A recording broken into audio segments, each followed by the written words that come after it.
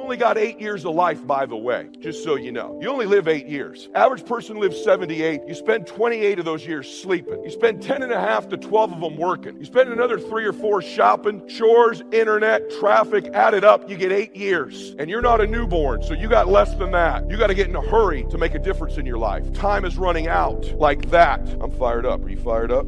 Probably didn't know we were going there. When I was a kid growing up, I don't know if you had this, my mom had the good china in a china cabinet. We had this furniture in the living room that was wrapped with cellophane that we weren't allowed to sit on until important people came over. Anybody have any of that in their house? We never got around to sitting on it, and it died and got stale and old and dated, and so do dreams. If you don't start getting after your dream, it'll get old and dated and stale because you keep wrapping it in cellophane. You keep waiting till you know a little more, till I know a little more, till I know a little more. If I just knew a little more, that's BS. You don't need to know a little more. You need to execute a little more. You need to get after it. You need to make some mistakes. Perfection is the lowest possible standard. Quit trying to be perfect. You don't need to know everything. The best people I know in business, they take action when they don't know everything. They learn what they can and they go execute. They make a mess. Being an entrepreneur is messy. You need to embrace the mess. Embrace the chaos. You're never going to know everything you think you need to know. That's why my low IQ, and I'm not kidding when I say that, is to some extent an advantage. I don't think about all the stuff I don't need to know. I started on social media 2 years ago. I'm the #1 growth person in the history of business on social media, according to Forbes magazine. The way it started, Tony Robbins sitting on my balcony says, you need to get into this space. There's nobody that's an heir apparent. You're a better speaker than me. You know more of this stuff than me. And all these other clowns don't know what they're talking about. Get in the space. I said, I don't want to do that. I'm shy. I'm introverted. I just like speaking on the stage and leaving. I don't want to be posting stuff every day. He goes, that's why you're an effing loser. Right on my balcony on that copper house you seen there. I said, I'm a loser. He goes, yeah, you say you want to help all these people, but you don't want to be inconvenienced to do it. I said, dude, I don't even know how all this stuff works. He's like, you think I know all this stuff works? Just start, dumbass. My son was in the kitchen. I said, Max, go get your phone. How do you do this thing? He goes, Dad, you need an account. I go, set me up one. He comes back 5 minutes later. He goes, I got you an Instagram account. I go, okay, good. I'm going to do one of those videos. And he literally goes, it has to be a minute. I said, a minute? I don't even clear my throat in a minute. How the hell am I going to make a message to me? He goes, just do it. And I said, blah, blah, blah, post that one. Next day, I got 3 followers and 3 likes. I called Tony. I go, this crap isn't working. He goes, you done one message, dumbass. He goes, by the way, post earlier in the morning, like around breakfast time. I'm on my boat driving to his house. I go, okay, breakfast time. And then I hear him say, I swear to you, this is true. I hear him say, what I hear is he goes, you need to post early, like around breakfast time, and make sure you add some hash browns to that. And I don't want to be embarrassed and act like I don't know anymore. So I call my son and I said, hey, you said you knew what you were doing on this stuff. Where the hell are the hash browns on this post?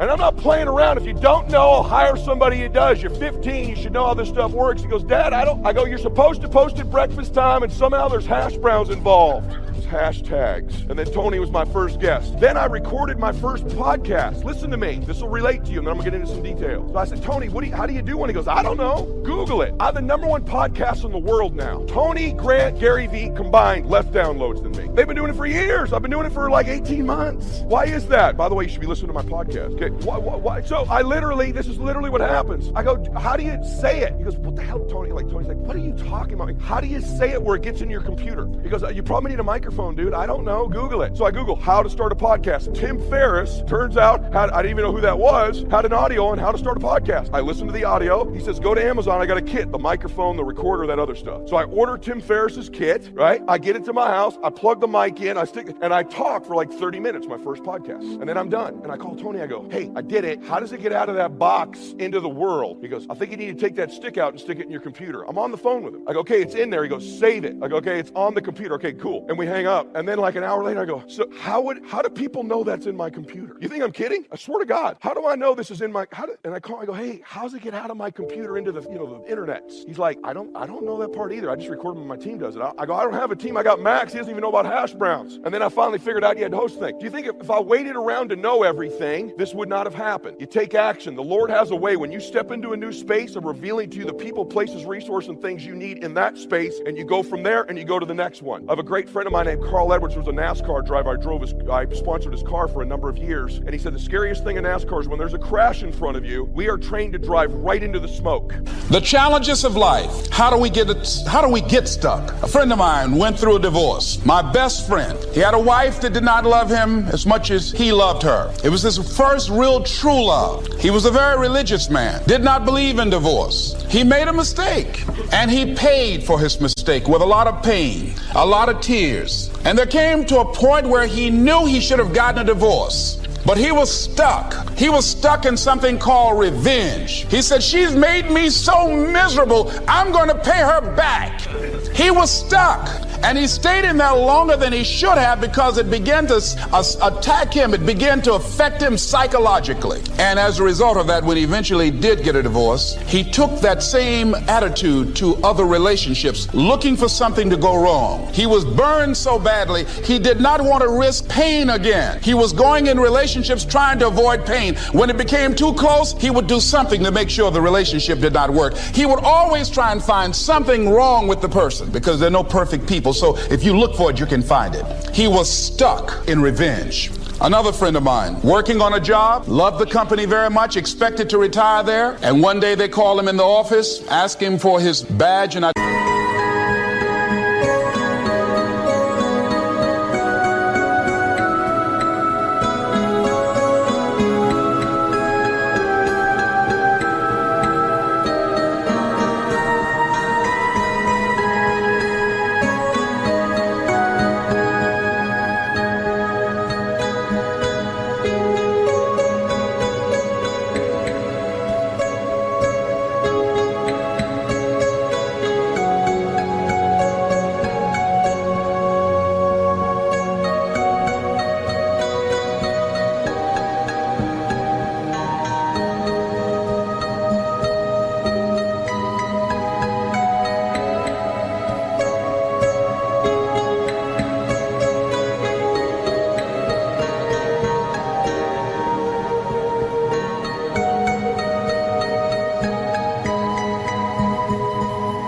identification, called the security man up, walked into his desk, told him he was fired and he had to leave then. He was devastated. And if you came anywhere near him, he will tell you his story, as we all have stories.